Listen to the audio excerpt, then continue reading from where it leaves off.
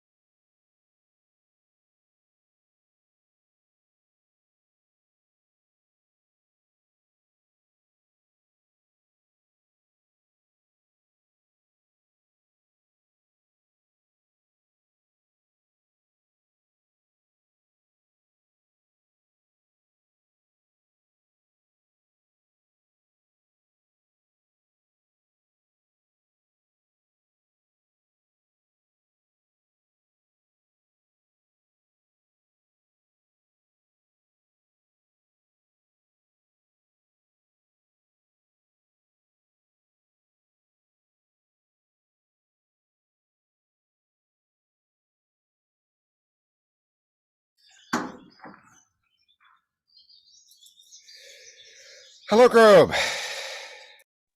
David Wheeler.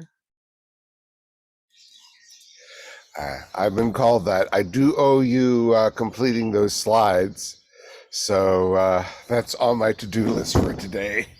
Great. Yeah, I need to, I think I at least have the BP badge done enough that you can finish that up. I need to start on the scorecard piece next. If you have anything there, I mean, less work for me. I, oh, no. I'm glad. I'm glad for you to have less work as long as I don't have any work. So now I'll try to give a hand here. I think the real problem we're going to have is lack of time. We've got more information than can possibly be within the time. So um, do you remember offhand how much time we have? I believe it is like a 45 minute one. It's like a Okay. full, it's in the actual conference, not OpenSSF day. Okay. All right. That's actually good because even with that, we can easily overwhelm. So we'll have to be careful Yeah. about that. Yeah, and I'm hoping we actually get some actual developers join us that are curious to sign up and get themselves a badge. Is my dream. Badge, work on their scorecards, all the good stuff. Right.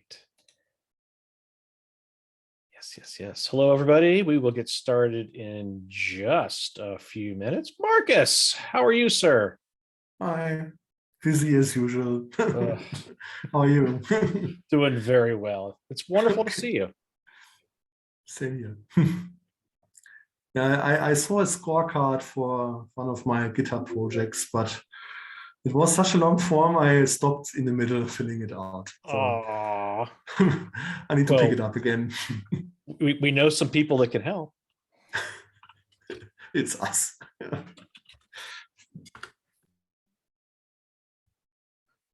I put a link to our agenda in the Zoom chat. We have a couple items queued up for today, but if anyone has any new business they'd like to discuss, please put that under opens and then mark your attendance. We'll get started here in just a minute or two.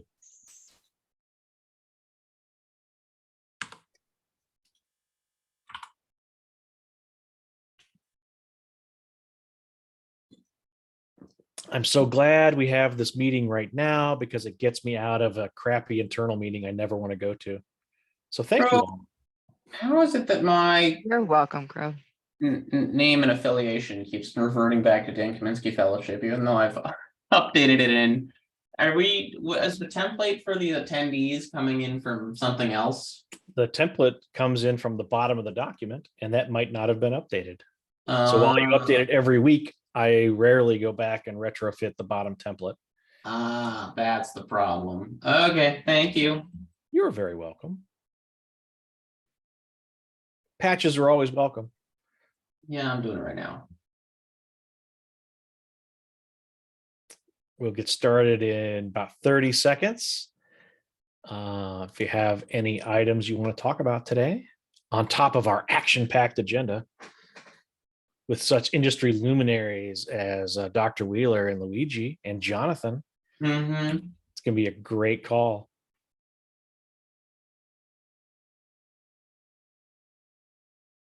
And if nothing else, it's 1,000 times better than the internal call I'm skipping out on. This is recorded, Crow. No. That's all right. No one from my company watches this. Too late. And if they do, they should feel bad because their meeting's boring. Well, the thing about Zoom is unless you have two laptops, you can't be in the two meetings at the same time. So Or Yeah. a phone or tablet. yeah, I know. Who of us does not have like 5 laptops though? Yeah, it's fair. All right, ladies and gentlemen, welcome to the April 19th edition of the Vulnerability Disclosures Working Group. As we do, I would love to ask one of our esteemed folks here, could you please help us take some notes? Do I have a volunteer? Sorry? Would someone like to help us take notes today? Oh, yeah. Awesome. Thank you, Luigi. Appreciate that. Do we have anyone new to the group that wanted to introduce themselves and say hello to everybody? We're friendly. I'll say a quick intro. I'm Brian Russell. I've been in some of the other OpenSSF meetings. I work with Alpha Omega, and I work as a product manager at Google. Mainly here to talk about some of the vulnerability disclosure policies that Jonathan's going to go over. So thank you for having me. You're very welcome. We're glad to have you. Anyone else? Hi, Mike Scavetta. I can't remember the last time I was here, but yeah, I'm kind of Brian, but for Microsoft. Welcome back. Hello. Hi. Yeah, sorry, my audio is probably really bad. Yeah, I'm relatively new. I showed up for the first time last week and just still trying to get my bearings. Yeah. Andres, I'm a senior at NJIT. Excellent. Well, welcome. We're very glad to have you. This is my favorite working group. But it's Anyone not else? the Brendan? best. I didn't say it was the best, but I said this is my favorite. The like- best working group is the best working group. Exactly. Anyone else want to introduce themselves?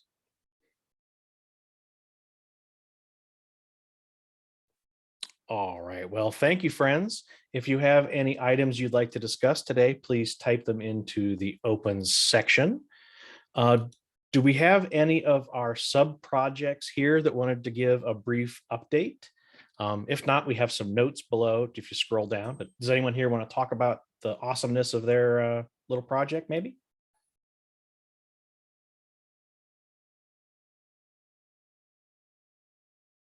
All right. I would strongly encourage everyone, if you are able, we hold this call once a month during APAC time zone. So if you're in APAC or the West Coast of the States or South America, you have the opportunity to interact with our friends in Australia. And that's where the OSV crew lives out of. So if you're curious and talking about OSV, we'll be talking a lot more with those friends in the future. So I would put endorsement for that. Jonathan's AutoFix SIG has reoccurring meetings. I believe that's every other Thursday. Wednesday at Every other Wednesday. 4 o'clock. We're gonna stick that for a little bit. I will be moving that meeting eventually because I start sailing in the summer at 5 o'clock on Wednesdays, and so I will be. But for right now, it is still 4 p.m. Eastern every other Wednesday. Yes, we're discussing scaling vulnerability fixing and bulk pull request generation for security vulnerabilities across open source. Awesome. And then another one of our SIGs is OpenVex. We just recently adopted them. They meet every other Monday at 3 p.m. Eastern. So if you're curious about trying to find ways to share vulnerability information across the ecosystem, that's another great place you can participate. All right, let us start. Our esteemed member, Dr. David Wheeler, has something he would like to discuss with us. Take it away, sir. Okay, so So I am mooting around the idea of having a Linux Foundation-wide vulnerability disclosure policy. This is, reporting vulnerabilities to a Linux Foundation project. Vast numbers do, but there's nothing that says on the top, hey, we, the LF, like vulnerability reporting. I mean, we do, but there's nothing we can point to. I did do a blog post earlier, but that talked a little bit about this.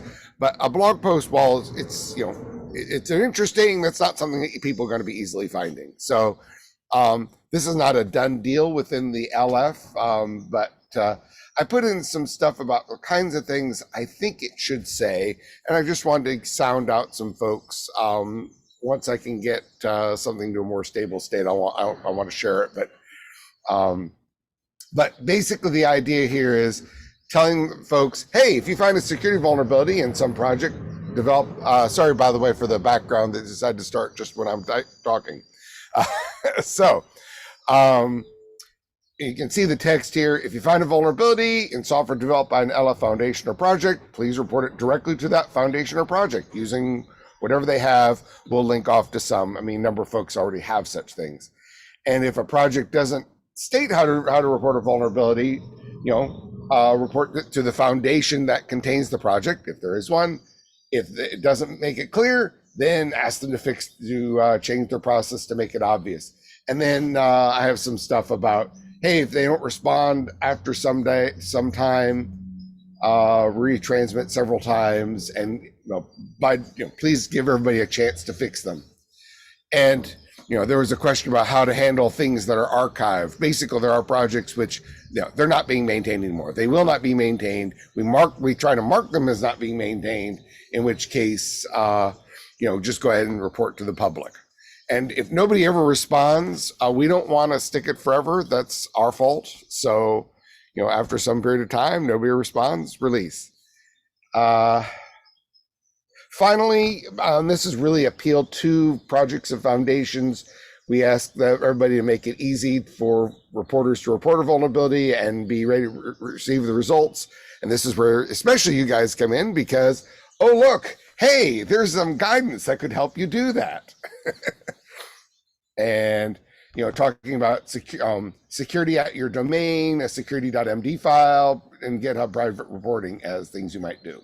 Is the scope of this just LF open source, or is the scope of this LF open source and services that LF is running? Anything. In fact, thank you for asking, because the next line is basically, hey, at one time there was a discussion about, hey, let's have a generic, if you don't know where else to report here. But then I'm realizing that that's great. That sounds great for the researcher. But then the next step is, oh, where does it go? We're not going to know better than the researcher, frankly. And so we do have a security@linuxfoundation.org email address, but we've decided to limit that only to the Linux Foundation infrastructure, things like DNS names, and the web and the main LF website, where we do need somebody for those. And those aren't actually part of any particular project or foundation or anything else. So, scoping it that way. So for anything, but my expectation is that most reports are going to be about specific projects. We still actually have a constant problem of people sending to security@linuxfoundation.org vulnerability reports that should go to the Linux kernel, for example. So, making it a redirect will just probably make things worse. So, we're telling people, please don't do that. That's for this and not the other cases. We don't actually maintain a lot of infrastructure, by the way. If you're looking for the Linux Foundation data center, you'll be very disappointed. I hope it's not under your desk. Me too, because I'm outside. All that's under my desk is my feet.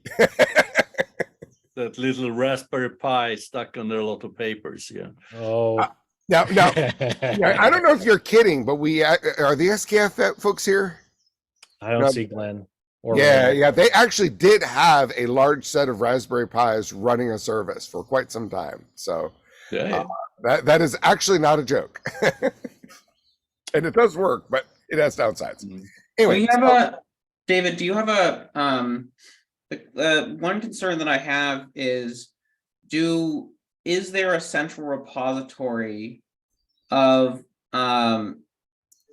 LF owned domains, right? Like, or like IP ranges or something like that, that like we can say, this is in scope, or like, because if you're saying like LF owned, right, especially when you're talking about public services running on the internet, if you can't define what that is, you can't give permission over it. Or, right, like a researcher, you can't say we provide protections against all LF owned things if the things that like have the word Linux in them can be beyond the scope of, like, that's, does that make sense? I know I'm rambling, but am I making sense? yeah, I would go the other direction. We generally, in general, although there are probably exceptions, most domains that host a website will say, "Hey, we're part of the Linux Foundation," and so you could determine it that way. I don't know of any way to get that list of domains. That's not the ideal, especially when you're dealing with like servers that may not have websites and stuff like that. Actually, I'm going to go further. I know of no way to find the list of LF foundations and projects. There is a page on the Linux Foundation website which lists them. It's very incomplete. So right now, my plan is to link to that, and we'll separately work on improving that page to try to be a complete list. Right. The problem that I have is that if you're going to be, because I mean, you want to offer safe harbor for this list, right? Like basically, like, we won't sue you, LF won't chase you with lawyers, yada yada yada, for this list. But you need to define what is in scope for that list that those protections exist for. And so if we can't do that, then we need to get the sub foundations to do that for us. Well, actually, I don't know that we need to do the sub foundations. I think what we have to do is work with LF infrastructure. That's actually one of their main tasks is, Right. is keeping track of domain names. So I think probably what we'd have to do is we'd have to ask we could ask LFIT to create and maintain a list, but that's the only way I can think of doing that. And Krobe. So a few points. In the future, if our OSS cert idea gets funded, that's something potentially that organization could help out and be that routing function, assist with that security at lf.org potentially. Right. Help track down the maintainers. And then I wanted to note that this is not identical, but is somewhat related to our next conversation that Luigi's going to talk about, where he's talking about a similar concept for everything underneath the OpenSSF umbrella. So Okay. I'd like to. Actually, before you go, there is one other topic that Jonathan just hinted at real quick. Yeah. And that's going to be a big longer term. So Jonathan mentioned this whole safe harbor. We absolutely do want to make sure that it's okay for vulnerability researchers to report. I had sent an earlier draft of some safe harbor text, and LF Legal had an apoplexy and said no, because the way it's written basically gives a field day to attack the systems, and there are researchers who exploit that and basically say, I'm a nice researcher while intentionally attacking the systems. So we do want to give safe harbor to those who are trying to be helpful, but we do not want to give a safe harbor to those who are basically flying a false flag. So the text we're going to have to write is going to have to be a lot more subtle. I think I don't know exactly what that's going to be. I know what the goal is. I think it's achievable, but that's something that is a current discussion ongoing. We may come back and need your help, but that's going to have to be something that involves legal, not just a technical review. Yeah. I wasn't had this- transitioning off. I was about to ask the group what comments and thoughts they have. Oh, but sorry. Specific to Safe Harbor, I know the lady that helped build disclose.io and has worked internationally around Safe Harbor legislation, Amit. So if you're interested, I could help include her in the conversation because she has a lot of experience talking about Safe Harbor, and perhaps she has some language that the LF legal team might find agreeable. I have had this fight with when I she's a worked at lawyer. Gradle. I had established the Gradle vulnerability disclosure policy, and I had a similar set of arguments about Safe Harbor wording. So I can communicate some of this stuff to a lawyer as well in a way that's cohesive.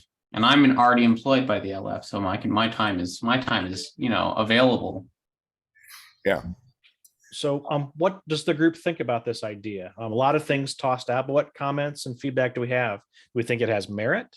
Anyone interested in helping move the ball down the field, so to speak?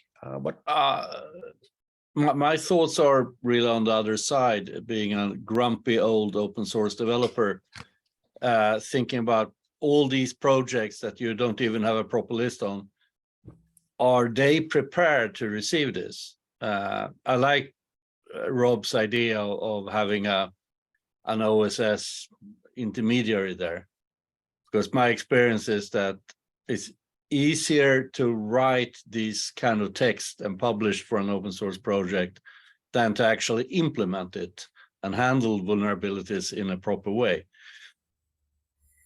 But maybe that's something we have to sort out in the EDU group, Rob. I think the short answer is that I think all the major projects, the bigger ones, are already doing this. Yeah, the bigger ones, absolutely. The bigger ones are absolutely already doing this. The smaller ones are not necessarily ready, but I think my view, frankly, is the goal is to get them ready. And simultaneous with this, although this is not your guys' problem, I intend to work with LF management to basically try to get all of projects ready for such things. And it doesn't have to be sophisticated. It can be as simple as, if it's a one-person project, turn on GitHub private reporting and, get ready if somebody reports something. Yeah, but the problem I stumble into is a culture problem. I spent 10 years in the Asterisk open source project, and we were proud of every CVE we published and all the mitigation we did in the Asterisk project. But now I'm in other projects where there's some sort of culture we can't change, where a CVE is never reported. Fixes are committed in dirty commits. And yeah, but we have a security policy that's very proper. All right. So changing attitudes is hard. Writing text is easy. Sorry for being grumpy. Yeah, I'm going to give you an answer that you may not like. Mm-hmm. What we care about is if a vulnerability is found, it's reported, and it's fixed. That's it. We don't actually care. I don't actually care if a CVE is reported. Now, I do care in a broad sense, but I don't plan to make that a requirement. The Linux kernel folks in particular believe that the CVE process is irredeemably broken, and they are not going to participate. Saw what you did there. I am not going to try to put. I am not trying to fix. I'm not trying to change their opinion. They all do agree that they want to receive vulnerability reports and they want them as fixed as quickly as possible. And that's the goal. Whether or not a CVE is assigned, I'm going to leave that to the individual projects because people disagree on whether or not that is a worthy thing to do. But you know what? I'm going to, if they get found and fixed, that's the step forward. And the fix is traceable. I think that's. If they get found and fixed. Okay. Traceability is not a requirement. Now, you don't have to agree with me, but I am trying to get something globally agreed on. That's not going to be globally agreed on. I'll tell you straight up. So found and fixed. Your approach is easier for everyone to agree on. So right. I understand you. Yep. So Luigi has his hand up, and I would encourage anyone else, if you have thoughts or comments, raise your hand to get in queue. Luigi. Yeah, I mean, I can understand the concern about the policy and the process that can be two different things. It can happen often, but at the same time, SSF should be good enough, and we can start and we can see how the process work. And if we see that we can improve part of the process, we can definitely work on it. In addition, it is a good lesson for us, for the open source community, I guess. We can then learn something bright and share what we have learned. This can be definitely a good experiment. We want to do it currently. Honestly, I mean, I work on security policy and a security report and communication with the community of the researcher more in general over 3 years. So I think that we can do it. I know that sometimes we can have some conflict, they can happen, but nothing that's a good communication and some good improvement cannot fix. So I am not so concerned, even if I can understand why people say having a security policy and having a security process are two different things. I totally agree on that. Thank you. Jonathan, then Kayla.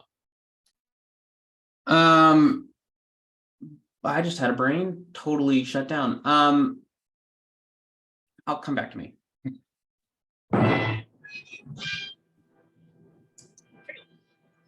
Okay. I just wanted to kind of echo from the like running the Internet Bug Bounty, which is, you know, a bug bounty program that supports open source vulnerabilities that we run. One of the things, well, the main requirements that we have in place for projects that are enrolled is that they have an open channel for vulnerability reporting. So exactly like what we've been talking about is that they, and then the main other aspect is that there is some type of public notification of a fix. So that, and we leave that pretty generic just from, you know, because the same topic of there are some projects that are very much against CVEs. And so we don't expect that. We also don't expect, you know, specific severity ratings that follow, you know, CVSS or anything like that, because there are also projects that are very much against that. So the requirements that we have in place is just that there is some form of security advisory by the project that says this is the vulnerability, this is the fix, it was a security issue, and that this is published in one way, shape, or form. For some projects, that's a blog post. For some projects, that's a CVE. It's a distro. It's one of those other aspects. So that's one of the things we ask for the open source projects that are enrolled in IBB, and that way we can reward those submissions, ensuring that the project has gone through their whole vulnerability lifecycle first. So it's you know, that's the base requirements that we ask for IBB. I don't think that's outside of, you know, something reasonable to ask in this case. Yeah, if I can respond real quick, I actually agree that those are good ideas. I'm not sure I'm going to get that, to be honest.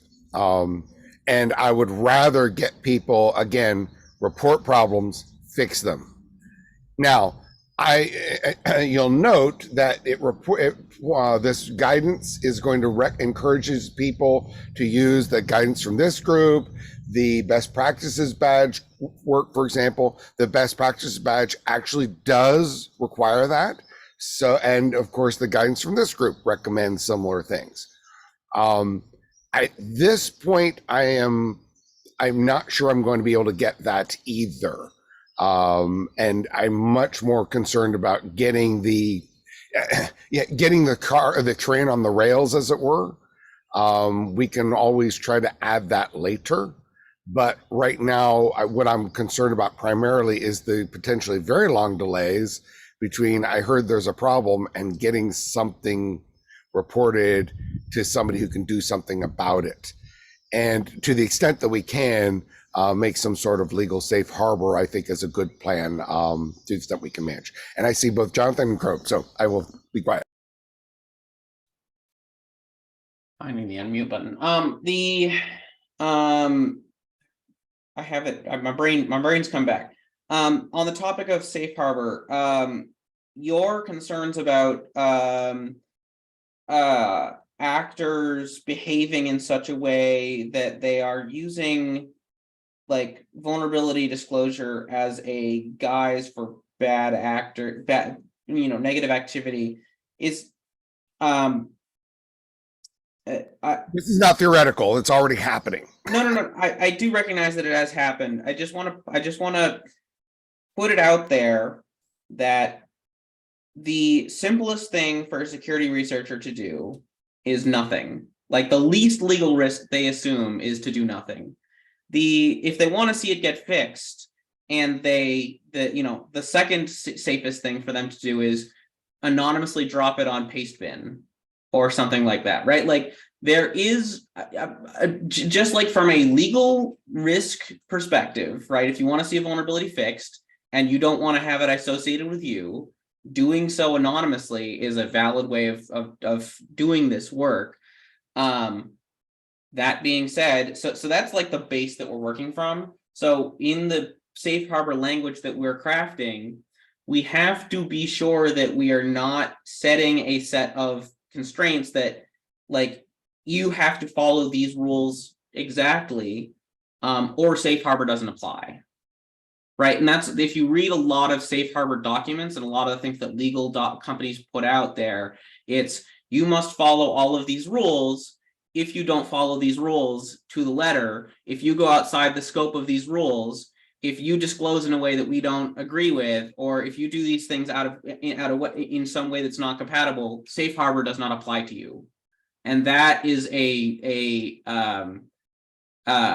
risk and something that some people don't choose to engage in because of that, because those guardrails that legal is setting up still exposes the researcher to risk. Right. That's a great point. And I totally agree with you, Jonathan. So you know what, here's what I would do. So I agree with you that we do need to prevent that. And I also agree that we need safe harbor. I proposed a removal of some safe harbor text from the draft OpenSSF text based on legal to at least have something that could be gotten out the door. But I would like to see much better. And I think that's something we absolutely can and should do. So Jonathan, I'm going to invite you to try to work with our legal folks specifically to try to make sure that that happens. I'd rather do that on a call than the long form, like back and forth in their legal jury, yada, yada, yada. But yeah, if we can get on a call, that'd be better for me. But yes, I would be happy to engage in that. Excellent. That's what I'm looking for. I don't care about the format. I'm looking for the making sure, because I agree with you. That's important. And by the way, I think we can totally do that. I think we can say that, hey, the goal here is to not help the attackers, but to help the defenders, and work from there. So I think that's totally doable. And yes, I completely agree. That's important. So as this moves forward, David, as Ollie pointed out, part of your challenge is going to be communications and getting the word out. When this moves forward, feel free to reach out to me, since that is my day job. I am glad to assist in kind of figuring out a comms plan and thinking up some ways we can get the word out to the different LF projects to help encourage awareness and participation. And now I would like to transition to Luigi's topic, which is, again, related. It's about a reporting policy, but this one is specific to the OpenSSF. And remember, everybody, go ahead. Before moving to the next point, I think we should summarize and say that we, as a group, I don't hear anyone opposing the proposal by David here, that to summarize that we're very much like it and would like to cooperate in the future, right? Agreed. And if we have future comments, we have our Slack channel, we have our mailing list. We also have this document you can people at. So let's keep that conversation going. And David, maybe you can come back in a meeting or two and kind of give us an update on how it's going. Love to. And I think transitioning to the inbound security policy is a pretty good one, because what I'm talking about would link to what Luigi's about to talk about eventually. So Luigi, you now have the floor, sir.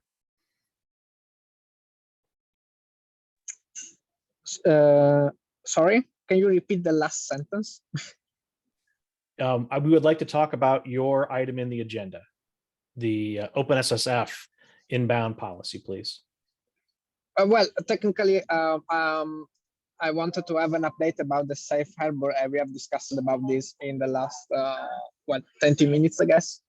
About the inbound security policy, the updates are that yesterday I presented to the TAC again to have a feedback and a sort of approval. And sorry for the noise in the background. Really, we need to agree about the safe harbor. Honestly, I would prefer to have a first version that have a safe harbor. And if this means to wait 2 weeks, 1 month, we can wait 2 weeks, 1 month. And I don't think it is a problem. At the same time, I know that Linux Foundation is working on similar policy, and maybe we want to be aligned with the Linux Foundation, but this is an internal problem. So I think, David, correct me if I'm wrong, but we can stay in touch with the Linux Foundation Council and see if we can be aligned to publish our policy and their own policy. But from my perspective, the policy is more or less ready. I am collecting comments at the moment, and except for the safe harbor, I think that we agree on the scope list. We know that at the moment we don't have the PGP key. It is on the roadmap, but I don't think it is so crucial to have it for the first implementation, even if I can understand why people want to communicate using PGP. At the moment, we want just to implement a security policy, have a document, and have a way for the security community, for the security researcher to report has vulnerabilities. But in the future, if we agree on how we want to share secret in OpenSSF, we can also introduce a PGP without no particular issue, I guess. I would avoid well, I mean, you're talking about PGP for emails, or are you talking about it for the GitHub or for private vulnerability reporting, like the GitHub private vulnerability reporting? Well, technically, it should be for the email. Yeah. Because if we define a procedure, to share secret in OpenSSF, we can give a PGP to every project or maintainer of project. It's not a problem. The main issue that I see at the moment is that we don't have a standard way to share secret like a PGP, and it's very easy to lose them, or I am very good to lose them. So without a password or organization password manager or similar approach, I don't see an easy way to have a PGP for yeah, I don't know how much value. I mean, I think that if somebody asks for a PGP key, like we can have like an individual send them a PGP key to like have them communicate to that individual should we choose. But like ultimately, I don't necessarily. I had a conversation with somebody about a PGP key before, and the line that he said to me was, I don't want to talk to anybody who wants to use or needs to use PGP to communicate with. Like, yeah, I don't like and you know, that's a strong opinion, I know, maybe for some people, but I honestly don't see it as a massive blocker in any capacity. If the goal, I don't think that the PGP. Go ahead. Sorry. Thank you. No, I don't think that the PGP is a blocker for the first version, and we need to decide if we want to have it. The point is that there are, and usually researchers don't use the PGP, from my own experience, to communicate a report. But maybe there are some good reason to use it that we don't see at the moment, and we want to have it. I don't know, but not a blocker for the first version for sure.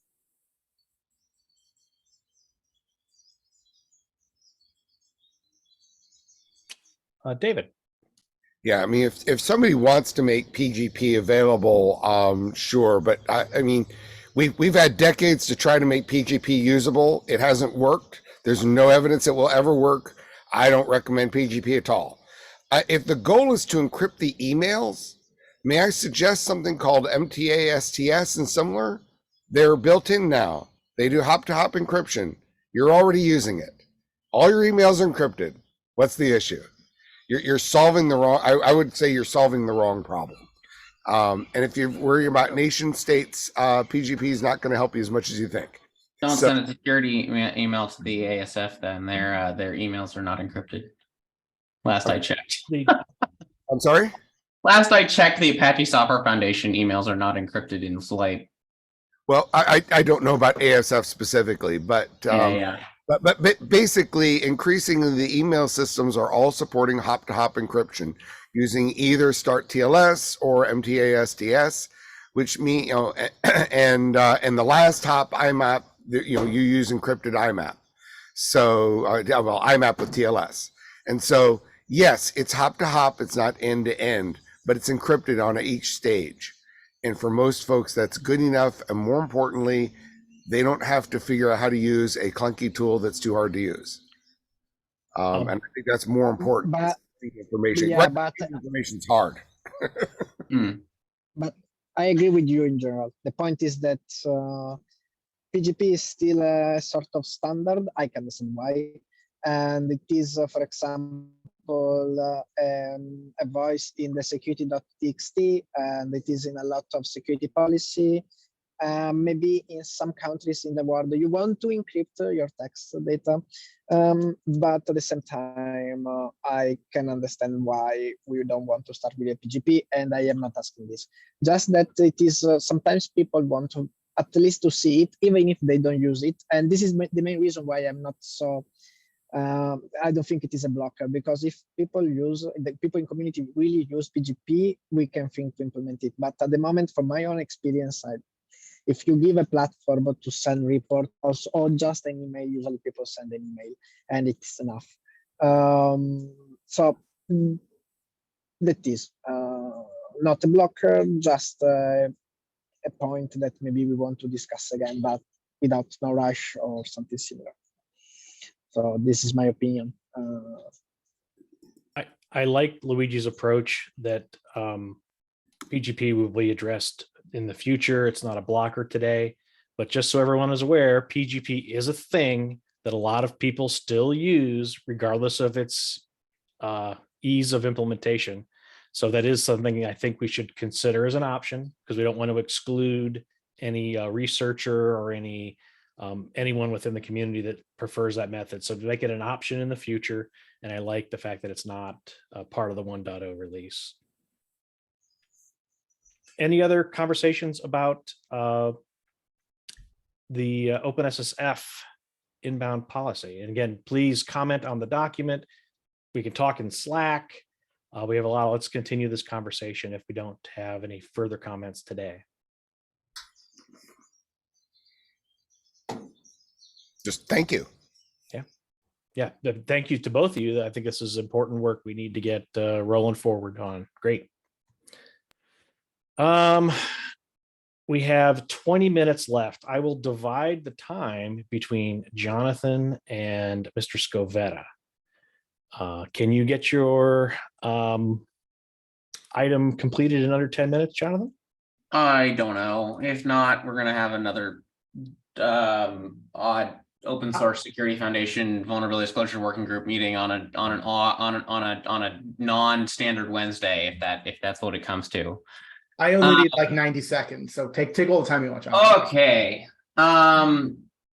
So we have the response from. Okay, we've talked about for those who have not been at a lot of these meetings. Luigi's working on, and David Wheeler are discussing inbound vulnerability reporting policies for Alpha Omega and the Open Source Security Foundation. There is also, well, predominantly within Alpha Omega, the concept of vulnerabilities that are getting reported outbound. And so this is the policy for fine, David. Yeah, okay. So this is for the outbound vulnerabilities being reported. This has been run by legal Mike Dolan, and he has red penned it. And I want to go through his feedback. And I was hoping to do that in this meeting with people live. Does that seem like fine, Krobe? Perfect, great. I've reviewed some of his feedback, and the biggest concern that I had is that it comes across, it takes this document that was more easygoing and turns it into a little bit more legalese. That's like my high level concern. But I also see it as like the intention of renaming things, like, you know, using proper nouns to define things, right? Like the time limit, right? So it no longer reads, in my opinion, as what humans would read, but more what lawyers would read. And it's not really my intention, especially given that this is not necessarily intended to be a legal document. It's intended to be a policy for, you know, this is how we will do things. And those things are flexible. But like, these are the guidelines under which we will operate with. Just so you're aware, within organizations, capital P policy has certain meanings, and that I feel is very appropriate for legal's feedback. Now, if you want to convert this to a process, that would be less stringent potentially. Well, But, yeah, so the policy is this is a policy. The process is, you know, like, I don't want to build a process document, because the process is like, in my mind, more like prescriptive of a flow of things, how things will occur, right? And this is more like, this is how we will do things. I don't know, Brian, have better insights. Brian Bellendorf, you have brought better insights into this and LF's legal perspective. Do you want to share anything here? Just that what can come across as legalese is sometimes also referred to as precision. And I appreciate wanting to come up with a policy that feels approachable, that feels very pro hacker, we want to do the right thing for everybody, and comes across well. At the same time, if this is a standard we're being asked to hold ourselves to, right, and hold ourselves to others, I think being precise, using standardized terminology makes sense. And as Krubb says, there's other stuff you can hang off this, like the definition of a process, an easy ingest, you know, here's a form for submit, that is the more approachable side of it. So I worry less about the legalese. I don't want to be insensitive, though, to your concerns, because you've touched a lot more researchers and developers on these topics than I have. So that's all I can add. Yeah. I just will note, when something is published as a policy document, you know, it's going to need, it's something that legal is comfortable with. And so I would be inclined to accept Mike's comments unless you felt like there was something dramatically wrong with them. All right.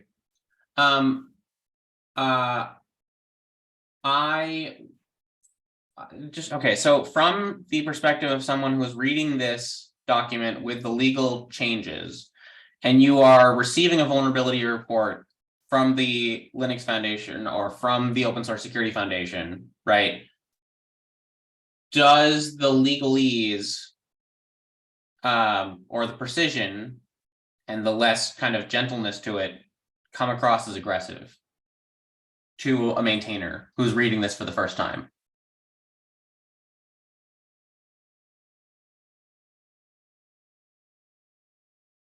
Krubb, you get your hand up. I do. I have written corporate policy for 25 years for law firms, insurance companies, and an organization that sold free software.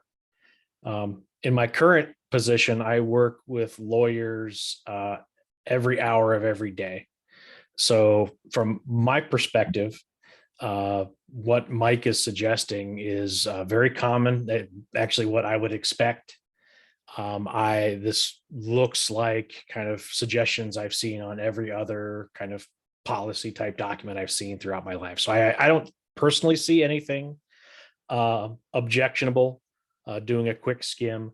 But again, the perspective of a security researcher is a little different than mine. You know, my main background is enterprises, and this all makes sense to me. I see exactly where Mike is coming from on these statements. And again, it's the real reason behind his comments is precision, because, you know, a capital P policy is a thing that the foundation can be held accountable to. and he wants to make sure that everybody is equally represented and protected. Hmm.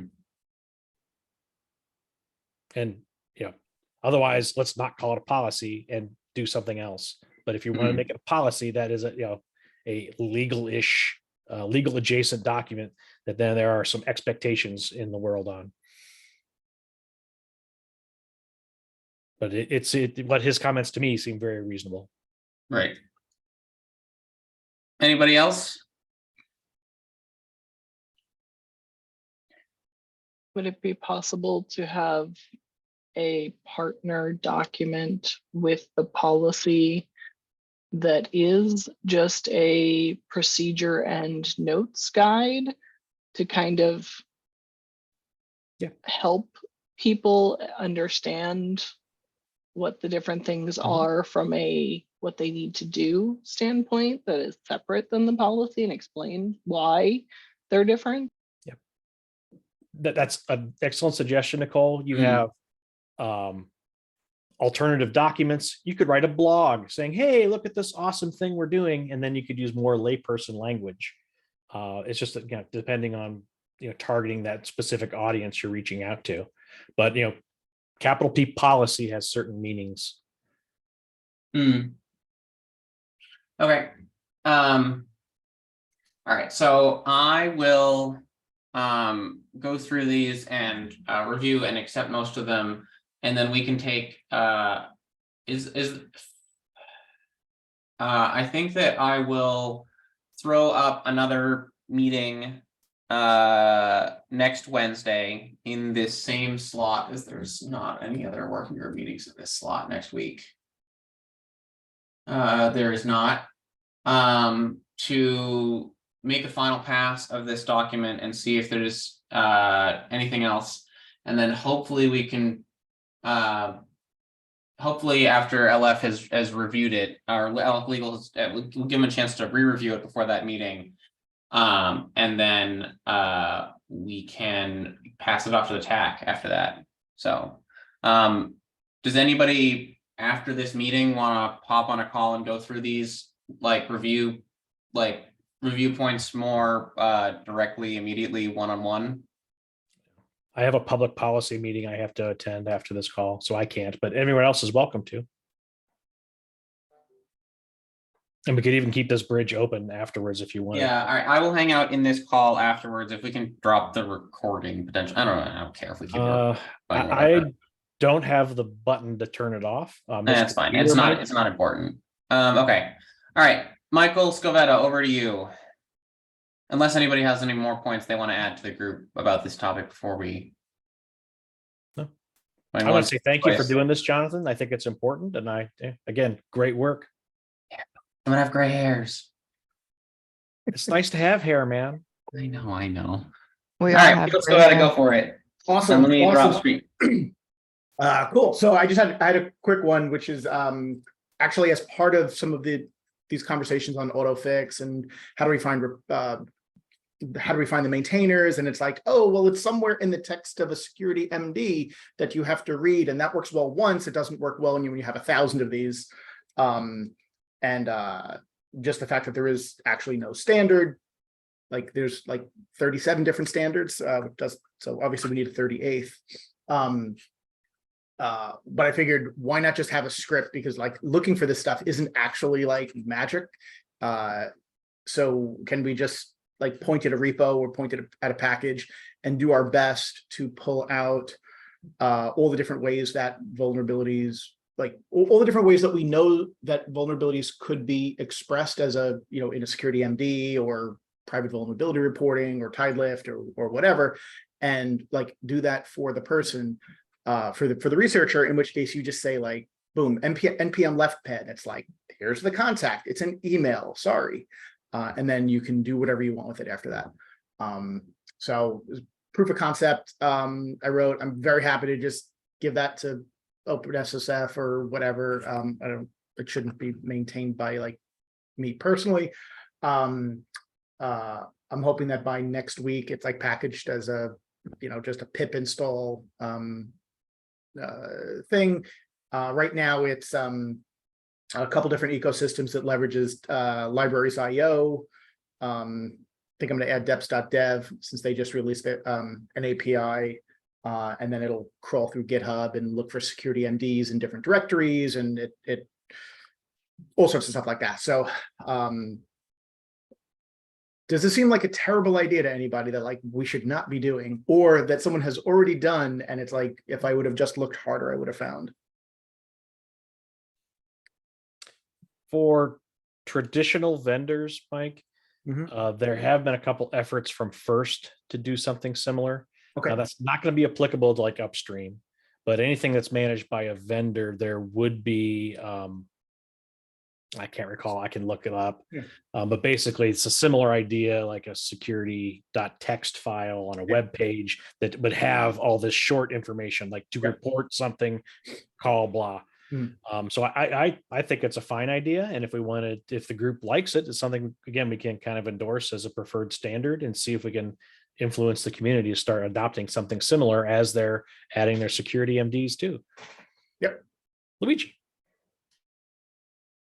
Honestly, I like this kind of idea because at the moment, there is no standard. The security MD is written definitely a human way, but there is sometimes it's verbal, sometimes it's not verbal or greppable.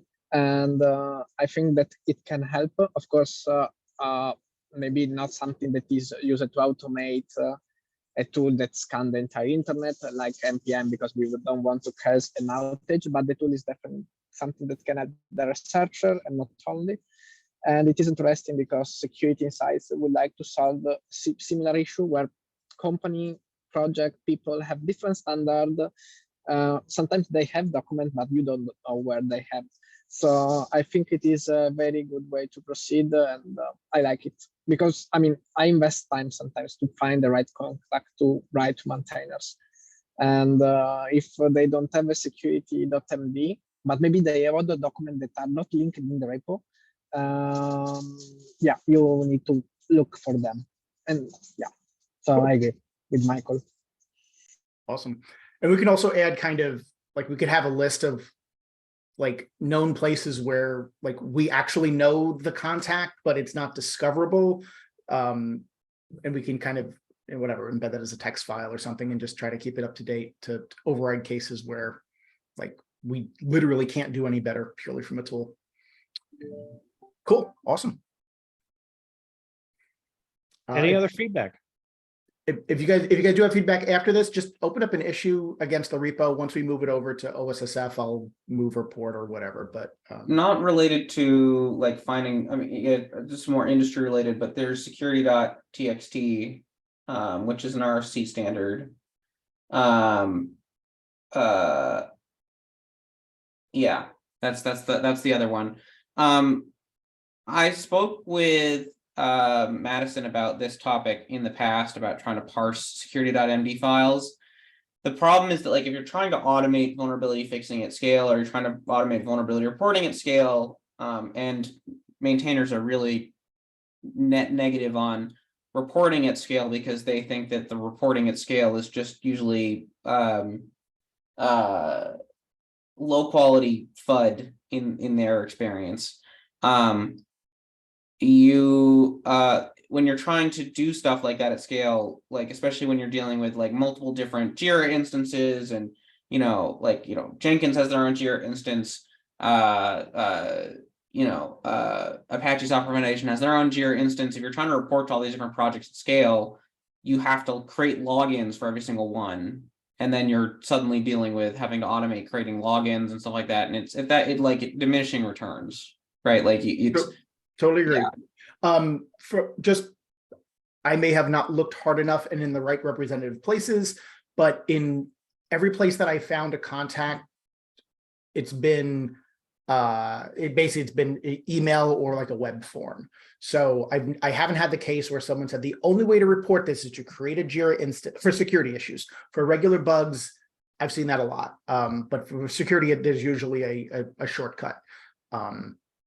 Obviously, if we have to create accounts, that's bad, and I think Jenkins says please report it to our Jenkins with the tag security, and I think that Yeah, the other one is right, HackerOne and BugCrowd. When you involve those, I don't think there's any way to automate reporting across those platforms.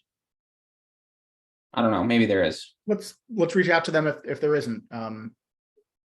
Well, I think the reason they don't offer an API for that for reporters is they don't want to deal. They again are dealing with spam problems and like a lot of people trying to make money off of companies.